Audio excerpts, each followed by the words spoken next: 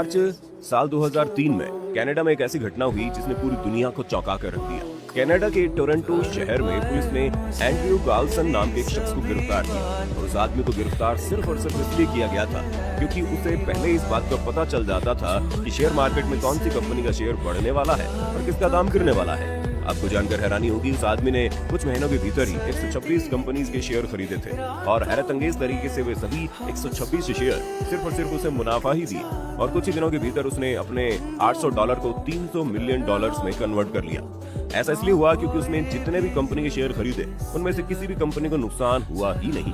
दोस्तों, आपको जानकर हैरानी होगी कि पूरी दुनिया का जो सबसे बेहतरीन शेयर मार्केट का एक्सपर्ट होता है वो भी इसका अनुमान नहीं लगा पाता कि कौन सी कंपनी का शेयर मुनाफा देगा, कौन सा नुकसान देगा। यही वजह कि एंड्रयू कार्लसन को गिरफ्तार कर लिया गया। पुलिस को लगा जरूर शेयर मार्केट में बहुत बड़ा घोटाला हो रहा है, इस शख्स की वजह से इस घोटाले का पर्दाफाश किया जा सकता है। उस आदमी को पकड़ने के बाद FBI के लोगों द्वारा उसका इन्वेस्टिगेशन किया गया। इन्वेस्टिगेशन के दौरान एंड्रयू ने उन लोगों को ऐसी ऐसी बातें बताई जिसे सुनकर इन्वेस्टिगेशन करने वाले भी हैरान हो गए। FBI के लोगों को समझ में नहीं आया कि अब क्या किया जाए। एंड्रयू ने बताया वो एक समय यात्री है जो साल 2256 से टाइम ट्रेवल करके यहाँ आया है। इसी वजह से वो ये सब पहले से ही जानता था कि शेयर मार्केट में क्या होने वाला है। इन्वेस्टिगेशन करने वाले लोगों को लगा वो आदमी उन लोगों को बेवकूफ बना रहा है। यही वजह है कि उस आदमी को हिरासत में रखकर उसके बारे में छानबीन शुरू हो गई। लेकिन हैरानी की बात तो यह है कि 1 महीने से अधिक तक छानबीन करने के बाद पुलिस को इस बात का पता ही नहीं लग पाया कि वो आदमी रहता कहाँ है, वो आदमी आया कहाँ से, उसके आगे पीछे कोई है या नहीं। यहाँ तक कि पुलिस को उस आदमी के माँ बाप, पड़ोसी, रिश्तेदारों के बारे में कुछ नहीं पता चला। आप ये भी कह सकते हैं कि छानबीन के दौरान उस आदमी का एक छोटे से छोटा डेटा भी कहीं पता नहीं चल पाया। दरअसल FBI के पास ऐसा कोई भी दस्तावेज मिला ही नहीं जो साबित कर पाता एंड्रयू का इस दुनिया से कोई अस्तित्व भी है।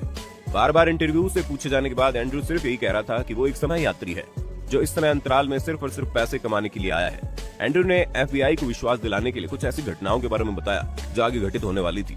साथ ही एंड्रयू ने FBI से कहा कि अगर वो जाने दे तो उन्हें फ्यूचर में एड्स का इलाज करने वाले तरीकों को भी बताएगा। इतना ही नहीं, एंड्रयू ने FBI के लोगों को बताया अगर वो उसे छोड़ दे तो वो दुनिया के सबसे बड़े आतंकी ओसामा बिन लादेन की भी जानकारी दे देगा। लेकिन टोरंटो पुलिस को कुछ समझ में नहीं आ रहा था कि उस आदमी के साथ क्या किया जाए। बाद में टोरंटो की पुलिस ने उस आदमी को जेल में डाल दिया और उसकी जमानत की राशि को $10 लाख रखी गई। पुलिस को लगा उस आदमी के पीछे जरूर किसी न किसी बड़े गैंग का हाथ होगा और जमानत राशि को देकर कोई तो उसे छुड़ाने जरूर आएगा। और कुछ ही दिनों बाद हुआ ऐसा भी। कुछ दिनों बाद एक गुमनाम व्यक्ति ने $1 मिलियन का बॉन्ड भर के एंड्रयू को जमानत दिला दी। जब केस की सुनवाई के लिए एंड्रयू को एक डेट मिली तो एंड्रयू कोर्ट में पहुंचा ही नहीं। और तो जब पुलिस ने एंड्रयू की काफी खोजबीन की तो उनको एंड्रयू का कोई पता नहीं चला। जब पुलिस ने उस अनजान व्यक्ति को ढूंढा जिसने $1 मिलियन देकर एंड्रयू को जमानत दिलवाई थी, उसका भी कोई अता पता नहीं था। वो दोनों व्यक्ति ऐसे गायब हुए जैसे मानो वो इस दुनिया में कभी थे ही नहीं। आपको जानकर हैरानी होगी, आज भी टोरंटो में एंड्रयू कार्लसन के खिलाफ केस चल रहा है और टोरंटो की पुलिस के द्वारा आज भी उसकी खोजबीन जारी है। लेकिन वहीं दूसरी तरफ इस दुनिया में कुछ लोग ऐसे भी हैं जो एंड्रयू कार्लसन की बात को एकदम सच मान रहे थे।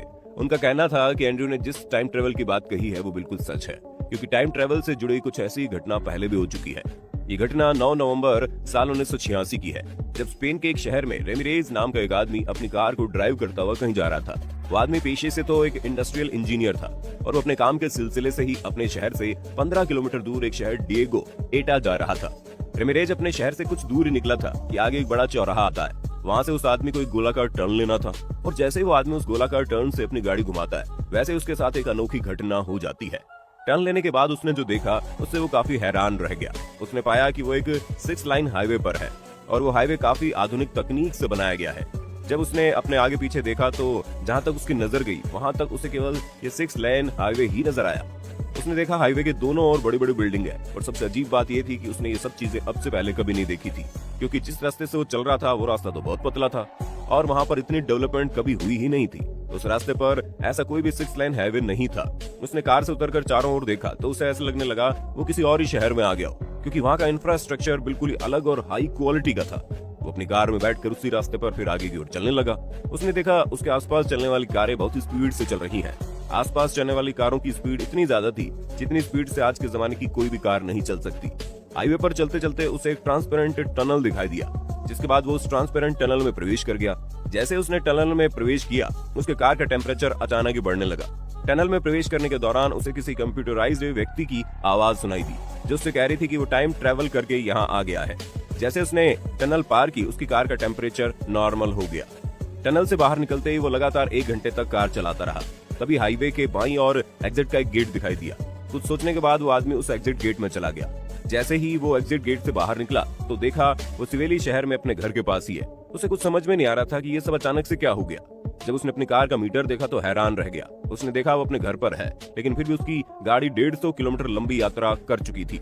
और उससे भी अधिक हैरानी वाली बात तो ये है कि वो जिस शहर के लिए निकला था उस शहर की दूरी मात्र 15 किलोमीटर की थी। अगले दिन रेमिरेज उसी रास्ते से फिर से अपने ऑफिस गया, लेकिन अब उसे कोई भी 6 लाइन हाईवे नहीं दिखाई दिया।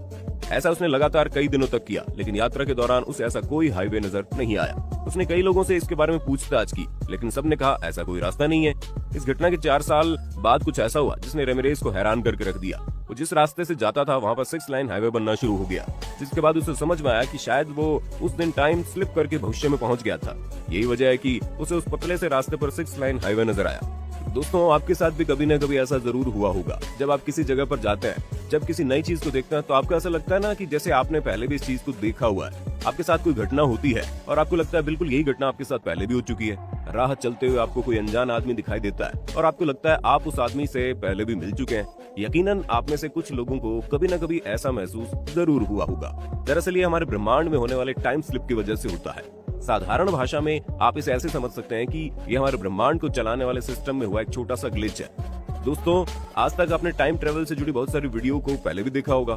ये वजह है कि आज हम आपको ये नहीं समझाएंगे कि टाइम ट्रेवल क्या होता है, बल्कि आज हमारा मकसद सिर्फ और सिर्फ टाइम ट्रेवल से जुड़ी कुछ ऐसी घटनाओं के बारे में बताना था जो ये साबित करता है कि टाइम ट्रेवल कोई कल्पना नहीं बल्कि एक सच्चाई है। आज दुनिया भर के वैज्ञानिक ऐसी मशीन बनाने में लगे पड़े हैं, ऐसे सिद्धांत पर काम कर रहे हैं जिससे समय की यात्रा करके भविष्य या फिर भूतकाल में जाना संभव हो पाए। जैसे हमारे ब्रह्मांड में होने वाले जिस टेक्निकल एरर की वजह से हम कुछ सेकंड या फिर कुछ माइक्रो सेकंड के लिए भविष्य या फिर भूतकाल में चले जाते हैं, आज दुनिया भर के वैज्ञानिक उसी टेक्निकल एरर को ढूंढ रहे हैं और ये भी जानना चाहते हैं कि ब्रह्मांड के सिस्टम में होने वाले उस टेक्निकल एरर को कैसे दोहराया जाए, कैसे उस एरर को कंट्रोल किया जाए। कुछ वैज्ञानिकों का कहना है कि साल 2040 तक वो समय की यात्रा करने में कामयाब हो जाएंगे। खैर, इस बारे में आपका क्या कहना है? आप अपनी राय कमेंट में जरूर बताना। वीडियो अच्छी लगी तो लाइक कीजिए, चैनल को सब्सक्राइब करके बेल आइकन को ऑन कर देना, क्योंकि the earth adventure in Hindi की टीम आपके लिए हर रोज ऐसे इंफॉर्मेटिव वीडियोस लाती रहती है।